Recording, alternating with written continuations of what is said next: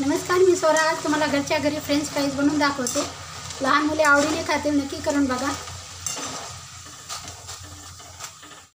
आता या ठिकाणी बटाटे घेतलेले आहे. बटाटे असे उभे घ्यायचे आणि मोठ्या साईजचे घ्या. आता या ठिकाणी बटाट्याची साल काढून घ्यायची आहे. आता हे पूर्ण काढून घेते. हे बघा. आता या ठिकाणी साल काढून घेतलेले आहेत आणि बटाटे तुम्ही तुमच्या आवडीप्रमाणे ठेवा. किती लोक आहेत घरामध्ये त्यानुसार बटाटे घ्या. आता एक बटाटा घेतलेला आहे, स्लाइस करून दाखवते मी. हे बघा, अशा प्रकारे करून घ्यायचं आहे आणि थोडंसं जाड असू द्यायचं आहे. इथपर्यंत असे, आणि पातळ करून घ्यायचे नाही कारण पाण्यामध्ये तुटल्या जातात, त्यामुळं आता हे करून घेते मी. आणि त्यानंतर टाकते मी त्यामध्ये पाणी. आणि बटाटे असे थोडेसे हातावर चोळून घ्यायचे, यामध्ये स्टार्च असतात. हे पाणी काढून घेते मी. आता एका पातेल्यामध्ये पाणी गरम करण्यासाठी ठेवलेलं आहे.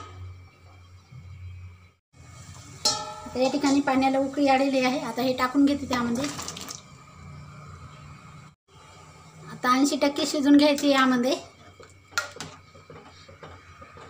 एक झाकण ठेवते मी, आणि झाकण नाही ठेवलं तरी असे शिजून घेतले तरी चालतील. आणि त्यानंतर हे मीठ टाकायचं चवीनुसार. आता पाहते मी कुठपर्यंत शिजत आले. हे बघा, सूर्य आतमध्ये सहज जाते, याचा अर्थ 80% शिजलेले आहेत. आता गॅस बंद करून टाकते मी. आता चाळणीवर हे गाळून घेते. सेपरेट पाणी करायचं आहे आणि जास्त शिजून घेऊ नका. आणि मध्ये मध्ये चमचा पण टाकायचा नाही, नाहीतर तुटल्या जाते.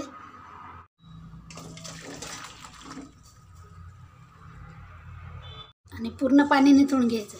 थोडीशी चाळणी. हे बघा, या ठिकाणी एका प्लेटमध्ये सेपरेट करून घेतले. त्यामध्ये आता कॉर्नफ्लॉवर 2 चमचे. बऱ्यापैकी थंड झालेला आहे.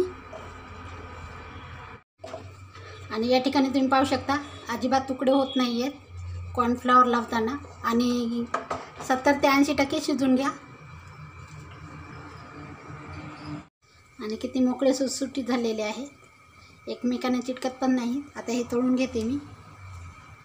आता या ठिकाणी तेल गरम करून घेते. तेल छान गरम करून घ्यायचं. आता टाकून घेते मी.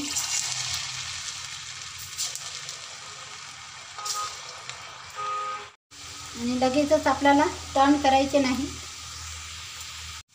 आता टर्न करून घेते. आणि सोनेरी कलर येईपर्यंत अशी फ्राय करून घ्यायची.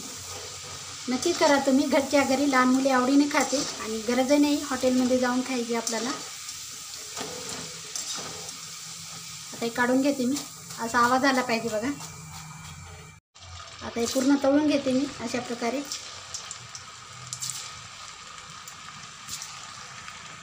आणि इथे पाहू शकता बघा किती छान आवाज येतो, कुरकुरीत असा. आणि पूर्ण तळून घेतलेले आहेत गरमागरम असे फ्रेंच फ्राईज.